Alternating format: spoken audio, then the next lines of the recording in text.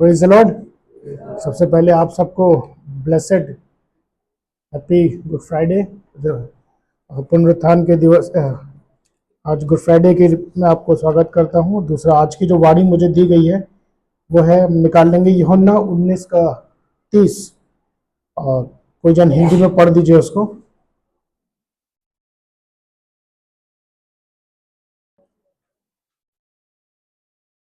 यूहन्ना 19:30। जब यीशु ने वह सिक्का लिया तो कहा, पूरा हुआ, और सिर झुकाकर प्राण त्याग दिए।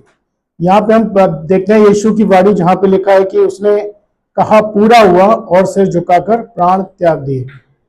और ये बहुत ही इंपॉर्टेंट वाणी थी यीशु की, जो क्रूस पे से उन्होंने कही, इट इज फिनिश्ड ना। और ये कोई सिंपल बात नहीं थी जो उन्होंने 3 शब्दों में बोली, इट इज फिनिश्ड, और हिंदी में पूरा हुआ। अब मेरा एक सवाल, जब मैं इसको पढ़ रहा था, कल अध्ययन कर रहा था, तो मैं एक सवाल सोच रहा था, क्या पूरा हुआ और किसके लिए पूरा किया गया। ये बहुत इंपॉर्टेंट विषय। और जब इस वाणी के ऊपर मनन करते हैं तो हमको ये जानना बहुत जरूरी है कि क्या पूरा किया गया है और किसके लिए। हर गुड फ्राइडे पे हम 7 वाणियों को सुनते होंगे, हमने बहुत लोगों से सुना होगा, पढ़ा होगा, लेकिन ये बहुत इंपॉर्टेंट है हमारे जीवन में जानना कि हम इसको समझे कि यीशु ने क्या पूरा किया और किसके लिए पूरा किया। और जो पूरा किया गया वो ये था, प्रायश्चित का कार्य पूरा किया गया था। क्योंकि हम अपने मनुष्य अपने आप में असमर्थ है अपने पापों की क्षमा के लिए ना, मोक्ष के लिए, उद्धार पाने के लिए, जीवन पाने के लिए। आज कितने ही लोग तरह तरह के कर्मकांड कर रहे हैं मोक्ष पाने के लिए और पापों की क्षमा के लिए, है ना। और पाप की मजदूरी क्या है? मृत्यु है। अगर यीशु मसीह क्रूस पे नहीं जाते तो शायद हम मृत्यु की ओर ही बढ़ रहे होते। और यदि आज हम अपने जीवन में एक बार झांक के देखें और अपने जीवन का एक बार विचार करें तो हम पाएंगे हम किस ओर जा रहे हैं। लेकिन यीशु मसीह ने उस कार्य को पूरा किया। पुराने नियम से ही जो भविष्यवाणी थी, है ना, और यीशु के लिए वो सब पूरी हुई और उसने प्रायश्चित के कार्य को पूरा किया, हमारे पापों की क्षमा के कार्य को उसने पूरा किया। आज हम क्षमा किए हुए लोग हैं ना। और पुराने नियम में जब बलिदान चढ़ाए जाते थे क्षमा के लिए, तो वो एक छाया होती थी, वो टेम्परेरी था। लेकिन यीशु मसीह ने अपने बलिदान के द्वारा उसको परमानेंट किया, है ना। और आज हम क्षमा किए हुए हैं। दूसरा, उसने व्यवस्था में लिखा हुआ हर एक बात को पूरा किया। तीसरी बात, उसने उद्धार के कार्य को पूरा किया ना। जहां इंसान खुद फेल था अपने आप को बचाने के लिए, वहां यीशु ने अपने आप को बलिदान करके पूरा किया। और जब हम यीशु मसीह की बात करते हैं तो वचन में लिखा है वो पाप से अज्ञात था, है ना। वो पाप से अज्ञात था, तो उसके बाद भी उसने रोमियो 3:23 में लिखा है, हम व्यवस्था के अनुसार हम सब ने पाप किया, हम सब परमेश्वर की महिमा से रहित थे, है ना। और अगर हम व्यवस्था के अनुसार चलते, पुराने नियम की तो व्यवस्था कितनी कठिन थी हम पाते, एक एक सूत का ध्यान रखना पड़ता था, एक एक पैरामीटर का ध्यान रखना पड़ता था। वहां यीशु मसीह ने अपने आप को बलिदान करके उन सबको समाप्त किया और हमारे लिए जो कार्य था वो पूरा, अपनी जान देकर उसने हमारे पापों को अपने ऊपर लेने का कार्य पूरा किया। आज हमारे श्राप टूटे हुए ना, हमारे श्राप खत्म हुए, हमारे पाप खत्म हुए, ये सब का कार्य तो यीशु मसीह ने पूरा किया। लेकिन कई बार यदि आज भी हम इस वाणी को पढ़ते और अपने जीवन में झांके तो हम पाएंगे कि आज भी कई बार हम मरी हुई अवस्था में जी रहे हैं। हमको जीवन देने का कार्य उसने पूरा किया, लेकिन आज भी हम कई बार अपनी मरी हुई दशा में, आत्मिक तौर में मरी हुई दशा में जी रहे हैं। कई लोगों को सूखी हड्डियां, जैसे सूखी हड्डियां होती है ना, उस तरह का जीवन हम जी रहे हैं, है ना। और जब बात आती है पूरा हुआ, तो मैं एक और वर्ड देख रहा था, टेटेलेस्टाई, ग्रीक वर्ड ना, जिसका अर्थ मैं पढ़ रहा था तो उसमें लिखा देख रहा था कि जब कोई कर्ज खत्म होता था तब उसके ऊपर लिखा जाता था टेटेलेस्टाई, जिसका अर्थ है कि कर्ज अब खत्म, अब समाप्त, अब पूरा हो गया है। या जब कोई रिहा होता था तब लिखा जाता था टेटेलेस्टाई, कि उसने अब अपनी सजा पूरी कर ली है और अब वो स्वतंत्र है, उसने अपनी सजा को पूरा कर लिया। और यीशु मसीह का कार्य अधूरा कभी नहीं है। हालेलुया। उसने जो कुछ किया उसमें से कुछ भी अधूरा नहीं है, सब कुछ परफेक्ट था, सब कुछ पूरा किया। और सबसे बड़ी बात है ना, ये परमेश्वर की इच्छा थी हमारे लिए, जो यीशु मसीह ने पूरी करी। और इसके बाद हम देखते हैं कि क्या आज एक सवाल के साथ मैं इस वाणी को विराम दूंगा, हम अगली वाणी पे चलेंगे। क्या आज हम कॉन्फिडेंट है कि हमारा नाम जीवन की पुस्तक में है? क्या हम कह सकते हैं कि जो हम जीवन के बाद जब हम हमारी आत्मा जब जाएगी तो कहां जाएगी, है ना?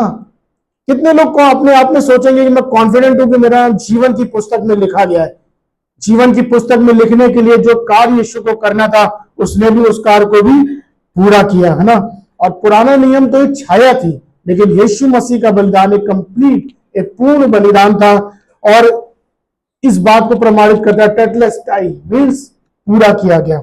दूसरी बात मेरे साथ निकाल लीजिए यूहन्ना 10 अध्याय उसका 17-18, जल्दी से हम पढ़ देंगे।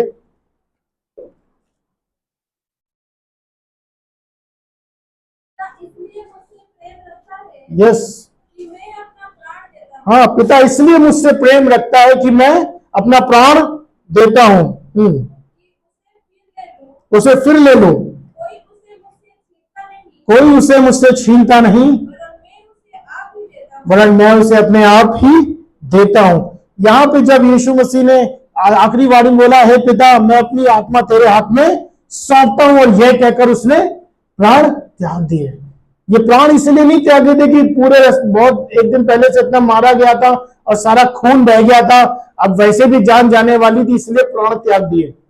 ये प्राण इसलिए नहीं त्यागे क्योंकि इतनी चोटें लगी थी और अब शरीर जवाब दे चुका था, इसलिए प्राण त्याग दिए। लेकिन वचन धर्मशास्त्र साफ साफ इस बात को बताता है कि कोई मुझे मतलब कि पिता मुझसे इसलिए प्रेम रखता है कि मैं अपना प्राण देता हूं। हालेलुया।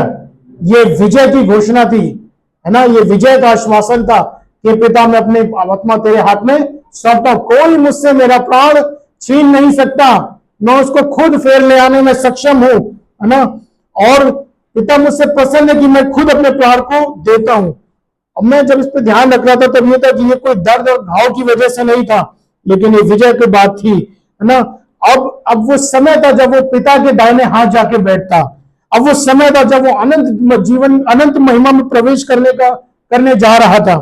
अब वो समय था जब उसने दंड की आज्ञा को समाप्त किया ना। दूसरी बात, जब उसने ये शब्द को बोला तो अभी भाई विश्वजीत ने भी बताया, अभी समर्पण की बात दिखाती ना। यहां यीशु ने दर्शाया है कि परमेश्वर ही है जिसे सब कुछ सौंपना है। कौन है? परमेश्वर ही है। अब क्वेश्चन हमारे लिए फिर से एक बार, हमारी आत्मा किसके पास जानी है ना? ये सोचने का विषय। दूसरा, हम किससे अपना जीवन सौंप रहे हैं? दूसरी बात, है ना? सबोपदेशक में लिखा है मिट्टी तो मिट्टी में मिल जाएगी, पर आत्मा परमेश्वर के पास लौट जाएगा। परमेश्वर के सिवा और कोई नहीं है। यहां पे यीशु ने इस बात का उदाहरण बताया कि परमेश्वर के सिवा और कोई नहीं है जिसे हमें सौंपना है ना?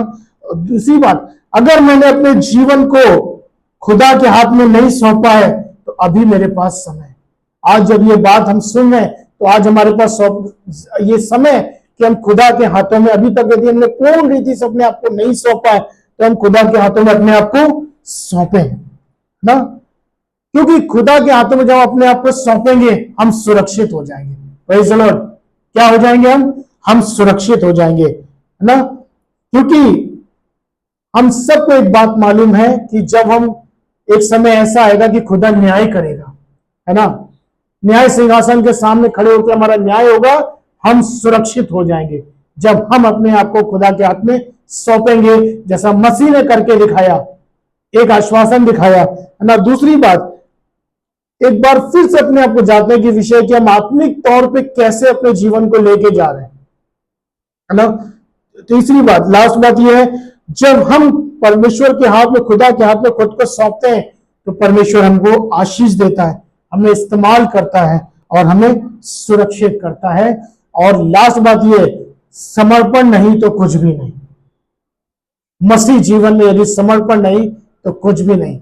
दो बातों को हमने देखा, एक वो जो खुदा ने, मसीह ने हमारे लिए किया, उसने हमारे लिए जो कुछ भी किया वो सब कंप्लीट 100% किया, वो पूरा किया। और दूसरी बात, जब उसने अपने आप को पिता के हाथ में अपने प्राण को सौंपा है ना, वो इसलिए, मैंने आपको बताया, वो इसलिए नहीं था क्योंकि शारीरिक रीति से वो कमजोर हो गए थे, लेकिन वो समय था जब वो उद्धार का काम जब पूरा हो गया है ना। और जब उसने इस कार्य को पूरा करने के बाद उसने अपने ये हमको सिखाया कि अंत में हमको अपने आप को खुदा के हाथों में सौंपना जरूरी है। और यही क्वेश्चन के साथ बोलूंगा, खुदा के हाथ में सौंपेंगे हम सुरक्षित रहेंगे। नहीं तो कितने लोग, जब न्याय का दिन होगा, ये सोचने में बड़ा आसान होता है लेकिन ये बड़ी भयानक बात है।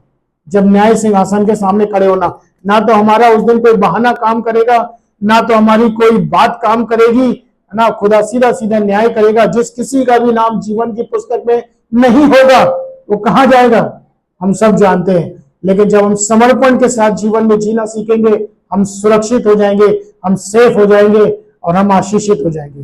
प्रभु आप सबको आशीष दे। आइए हम अपनी आंखों को बंद करें, आइए हम दुआ करें। परमेश्वर को धन्यवाद दें कि उसने जो कार्य पुराने नियम में कठिन था, उसने अपने आप को बलिदान करके उस कार्य को पूरा किया। आज हम उद्धार पाए हुए लोगों में गिने जाते हैं। और आज वो अपने वचन में कहता है, तुम एक चुनी हुई प्रजा, राजपदधारी, याजकों का समाज हो, परमेश्वर की निज संतान हो, निज प्रजा हो, एक चुना हुआ वंश हो। ये सब इसलिए हो पाया क्योंकि मसीह ने हमारे लिए अपने आप को कुर्बान किया है। परमेश्वर पिता हम धन्यवाद देते हैं प्रभु यीशु मसीह के लिए कि उसने हमारे लिए सब कुछ पूरा किया है। आज हम जिस भी दशा में, उसके जिम्मेदार आप नहीं है लेकिन हम खुद हैं। आपने तो सब कुछ पूरा किया लेकिन हम रिसीव नहीं कर पा रहे। हमारी सहायता कीजिए कि आज हमने इस वाणी पे मनन किया है कि यीशु मसीह ने बोला पूरा हुआ, और उसके बाद इस बात को सिखाया कि परमेश्वर के हाथों में समर्पण कितना जरूरी है। प्रभु आपका वचन हमारी सहायता करे, पवित्र आत्मा हमारी सहायता करे, ताकि जिन भी क्षेत्रों में हम कमजोर हैं उन क्षेत्रों में हम मजबूत बन सके, समर्पण के साथ जीना सीख सके और आपके धन्यवादी बने रहें, और उस बात के उस पूरा होने के महत्व को अपने जीवन में हम समझ सके, ताकि पिता परमेश्वर ये गुड फ्राइडे जो मनाते ये यूं ही हमारे जीवन में केवल एक दूसरे को बधाई देने का विषय ना हो, लेकिन एक जीवन में प्रभु आशीष पाने का, जीवन में बदलाव का विषय ठहरे। आपके हाथों में हम सौंपते हुए प्रार्थना यीशु मसीह के नाम से मांगते हैं, आमीन।